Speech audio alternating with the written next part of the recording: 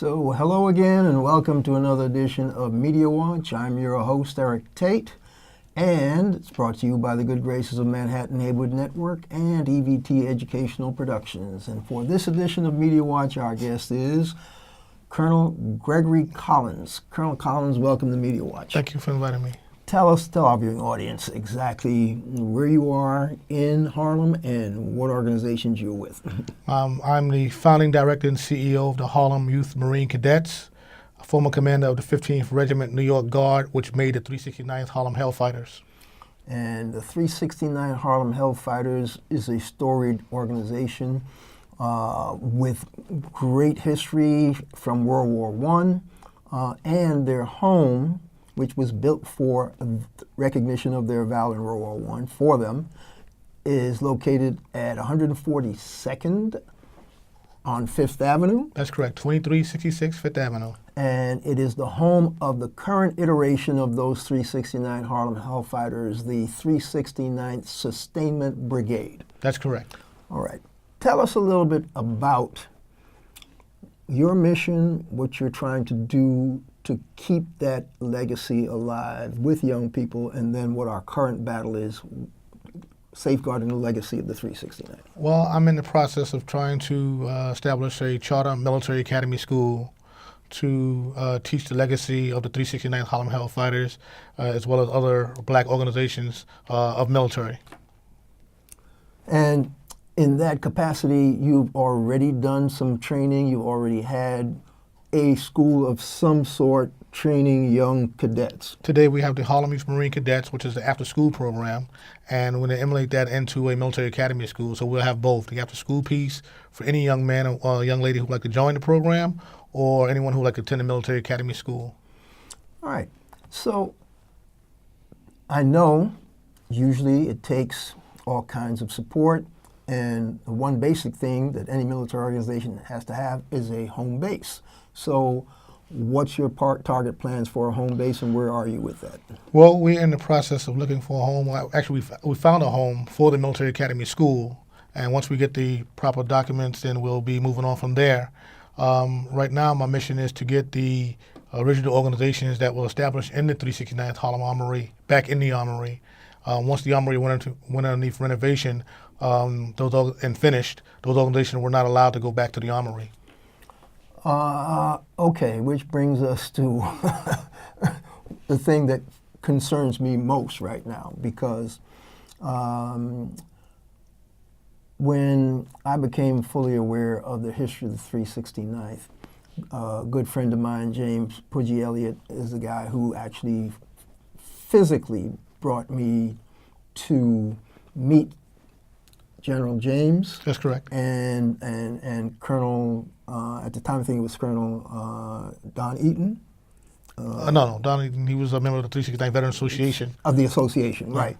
And so I met those individuals, and I know I attended a couple of their functions, but the time I met them, they were headquartered in the home base of the 369th, which was the 369th Regiment Armory. Yes. And so tell us when they closed the Armory for renovation and what the status is now. It's about, it's been a project for about 5 years now, and the renovation is complete. And the organizations that were established in the Armory, which consist of the 369 Veterans Association, 369 Sergeant Association, 369th Historical Society, and the Harlem Youth Marine Cadet Program, which is the youth program of all the organizations in the Armory. All of them were founded in the Armory, and were informed by DMNA, which is the Division of Military and Naval Affairs, that after the completion of the Armory, we will not be able to return to the Armory. Okay, and the veterans, the Historical Society, the actual Alumni Association group, all of these organizations, including the cadets, were housed in the Armory. That's correct. Prior to the renovation. That's correct. Okay, so the renovations are complete. Is the Guard unit and the 369th Sustainment Brigade individuals of the Guard, are they back in the Armory? Only ones that are back in the Armory at this present time is the 369th Substantial Brigade, the New York Army National Guard. Okay, so the Sustainment Brigade is back in the Armory and they're functioning out of there. That's correct. So the 369th legacy, the historical assignment, the memorabilia, the museum that used to be in the 369th, the cadet program that was founded to help continue that legacy. None of the community-based organizations and none of the history of the Harlem Hell Fighters has been allowed to return to the 369 Armory. That's correct. All right, so from your perspective, or first of all, tell us what the official line is for why none of this legacy history can go back to the Army. Okay, prior to me going on the TV show Here and Now, interview about the 369th Harlem Hell Fighters, the Armory, and the situation that we're in, I received a phone call from the Division of Military and Naval Affairs, and they had got wind that I was going on the show, and they wanted to inform me what was going on with the Armory and why the organization were not allowed back in the Armory. And the excuse that I received was that they found lead in the building, so it's not complete. It has not a passed inspection. So my question is, then why are the National Guard in the building?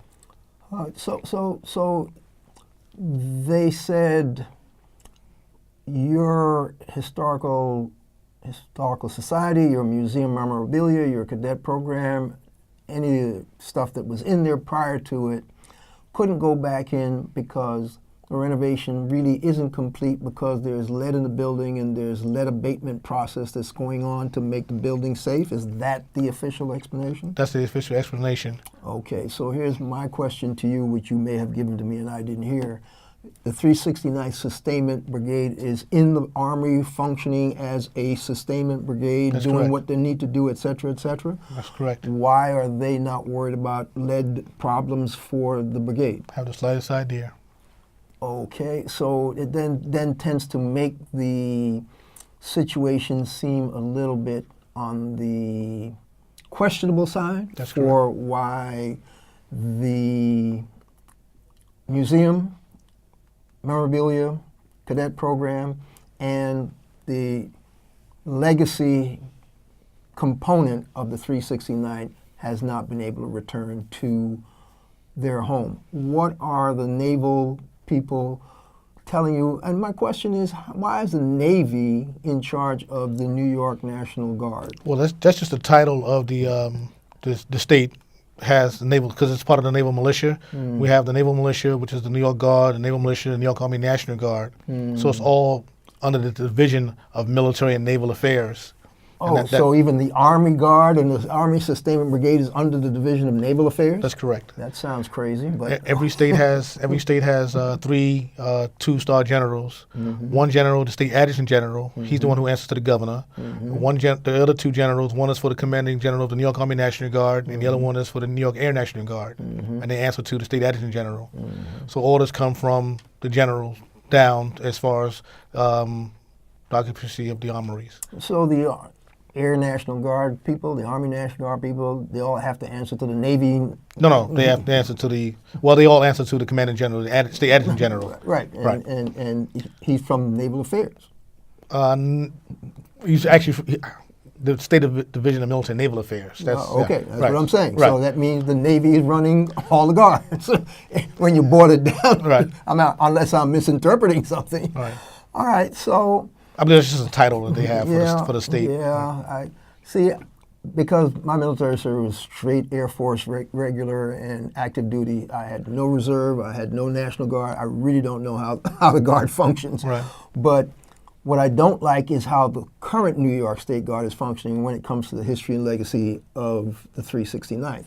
Because tell our viewers basically where retired General James is, who's actually running the Historical Society, and where he is with the memorabilia and what he's trying to accomplish. Tell us what the current status of that is while we're figuring out how to get them back into their home. Okay. Well, first let me say that Major General Nathaniel James is the first black Major General to command the New York Army National Guard. He was the commanding general of the New York Army National Guard as a whole. Before he ever retired. That's correct. And now he holds the title of president of the 369th Historical Society. Okay. And all of our archives of the 369th, the history, is in a trailer parked out in Brooklyn.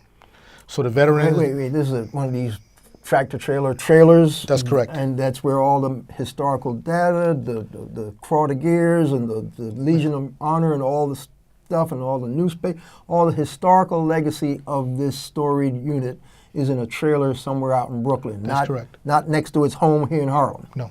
Okay, where in Brooklyn? I believe it's one of the Brooklyn Armories. I'm not sure the address. Okay. Last talking to the general, he'll be pleased if we can just get it back to the Armory and park it by the Armory, the Harlem Armory, or inside the motor pool of the Armory 369th. Okay. First of all, being a documentarian and amateur historian myself, what I do know and understand is this memorabilia and all this stuff needs to be in climate controlled facilities. And so step one is how do we get the trailer from Brooklyn to be moved to next to the home where it belongs? And step two, how do we get the memorabilia out of the trailer into the Armory in what should be climate controlled state-of-the-art facilities? What's the program for that? Well, I think first, I think the Historical Society, I guess, with funds can move the trailer back to the Armory.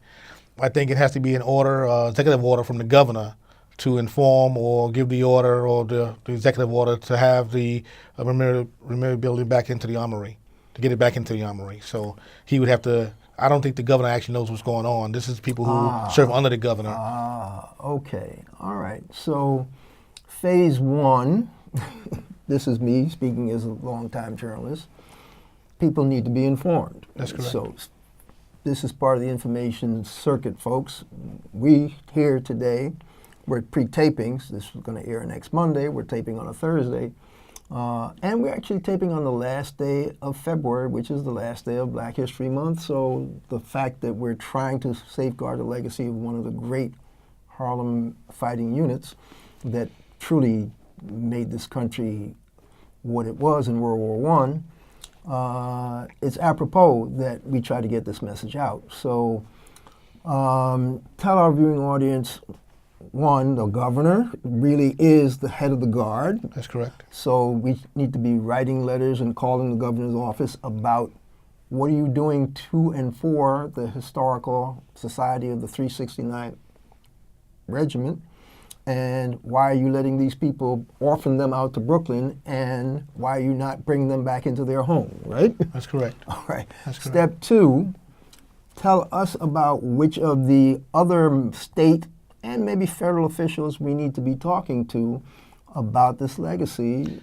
because what I've learned over the years is if you don't make noise, nobody knows what your problem is and they won't try to help solve it. Right. I think at this point the governor is just a key person because he's he's the chief executive for the state, and being at the Armory is a state building, just lies in the governor's lap.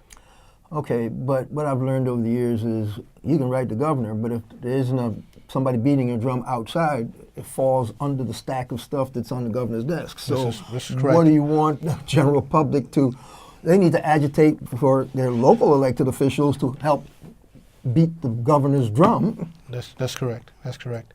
I got to tell you, and I want like to add this in, is that from my knowledge of being growing up in the Armory, I've been in that Armory since I was 12, 13 years old as a young cadet in the Junior Guard, 369 Junior Guard Cadet Program.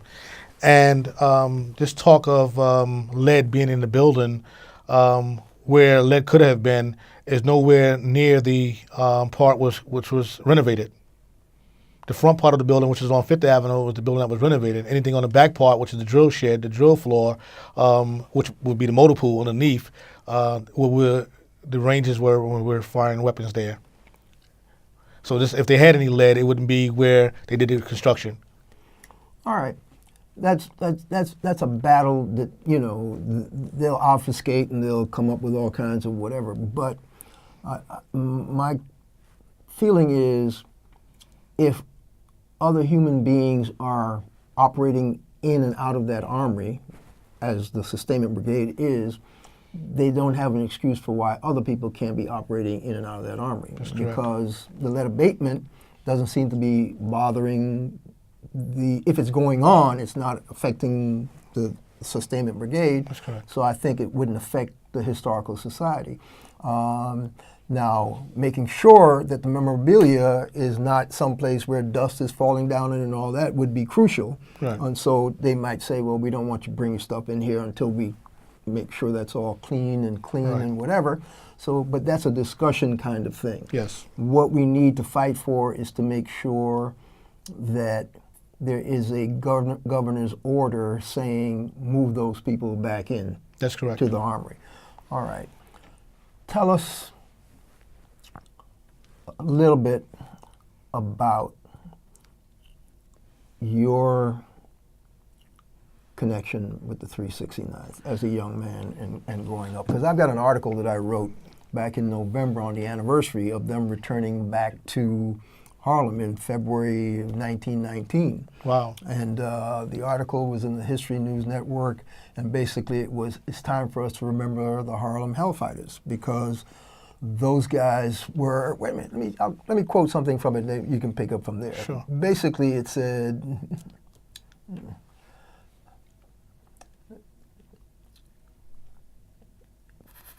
from the 8th of May 1918, when they deployed into frontline trenches, to the end of the war, the 369th spent no less than 191 days in battle.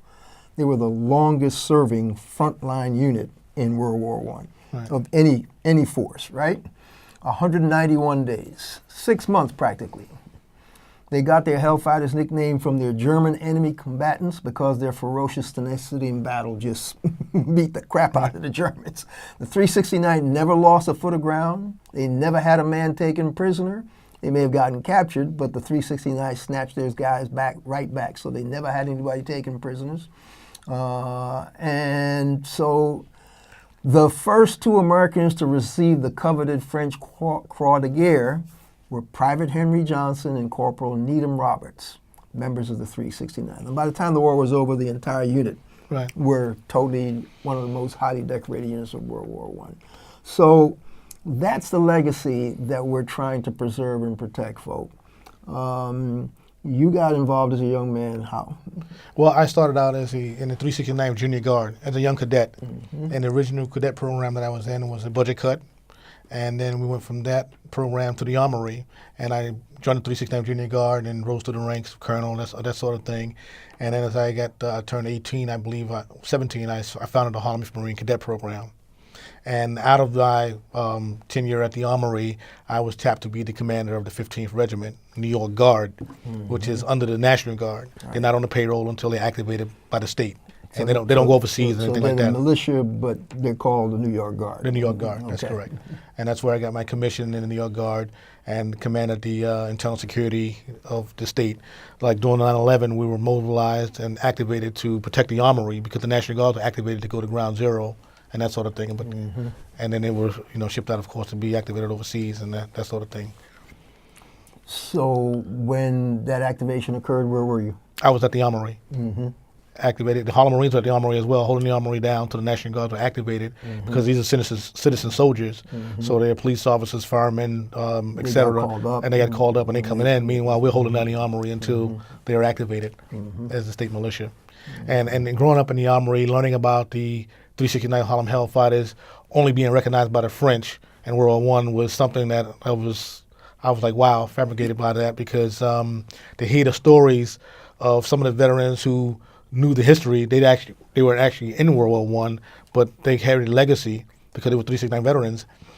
And to hear the stories of the Harlem Hell Fighters, tremendous amount of history there. And I really believe the legacy needs to be taught to our children because a lot of them don't know about the 369 Harlem Hell Fighters. Yeah, I came to their story not as a child, but as an adult, by digging into our history and the fact that every war that this country has ever fought, even before it was a country. I did a panel last weekend where we're talking about some of that history. Right. And the bottom line is we have, as a people, always protected and defended this country, sometimes not in our own best interest, because guess what, folks? Slavery was going on left and right. And some people were promising freedom if we fought for them, and other people were not. That was part of the Revolutionary War struggle. The British said, come fight for us, and we'll free you. The Patriots said, no, we're not going to free you, and we don't want you to fight for us. Right. Who do you think we fought for most in the Revolutionary War? It wasn't the Patriots. Because one thing we know is if you want your freedom, you're going to have to fight for it. Nobody's going to give it to you. That's right. But then we turn around and we actually helped them win the Revolutionary War, which they didn't want to do right by us, but some of us got some pensions, some of us didn't. And then the War of 1812, the Civil War, World War I. And by the time World War I came around, we'd done it so often, you would think they would recognize that bravery and that patriotism. No, they were telling the French that we were having rapist tendencies and stuff like that. Yeah. A pamphlet put out by our own American Expeditionary Forces about the 369th, all negative stuff.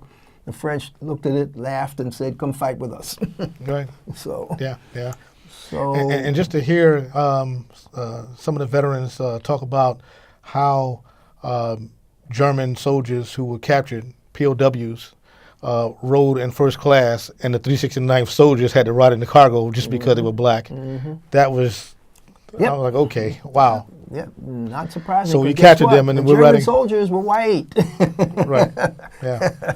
Forget about the enemy. Yeah, right. They were Wow. the white enemy, but they could ride first class. We had to move back in cargo. But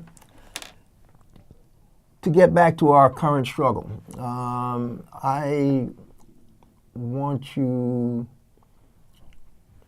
to tell our audience, I think we got maybe 8 minutes left, actually more like 6, Okay. what you think they can do to help raise the profile of this issue and this struggle to get the 369 back into their home at the 369 Armory. I think making a call to the governor's office, writing letters to the governor, and letting him know the current situation. And I really believe we're running out of time with this, because if the governor's not aware of what's going on, then later on someone else will be in office. Like right now, we're at the third person who became in charge of the New York Army National Guard.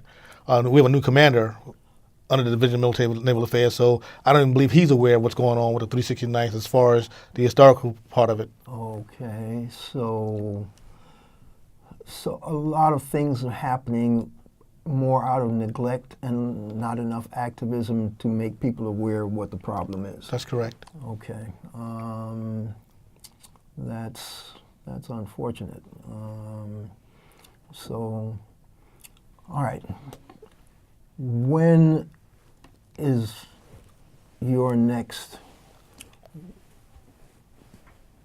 step, one, for getting the military academy finalized? So, if the people need to get more information on how they can maybe help you with that, give us the website or phone number or anything, just so folks can reach out to you. You can reach me directly, Colonel Greg Collins, founding director and CEO of the Harlem Youth Marines, and my number is 917-434-6817, and the Harlem Youth Marine Cadets website is harlemyouthmarinecadets.org.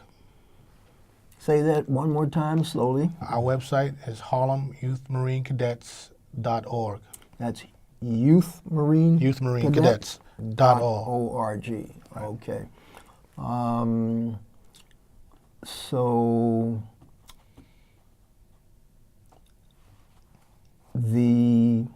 what's your target for getting the home? You have a timetable for the building? I like to get a building for the Military Academy School before the year is out. We're in the process of doing that right now. We're raising funds. We're trying to raise funds. We're trying to get donations for the Military Academy School. We're doing everything we can to make this happen. If there's a situation where we don't get back in the Armory, at least I'll be able to have the veterans into the school, I assume, to have their meetings and conduct business, continue their business until we get them back in the proper place, which is the Armory. Okay. But for the cadet program, if we have the school, then if we have a school building to operate out of, then we're good. But my concern is the 369th Historical Society and the 369th Veterans Association, the Sergeant Association. Okay, so you think that you may be in fairly decent shape for the Youth Marine program as far as getting a home, the whole bit, even if they don't put the cadets back in the Armory. That's but the Historical Society, the memorabilia, all that stuff, that's in jeopardy. That's in jeopardy. That's correct. Okay. I am trying to think.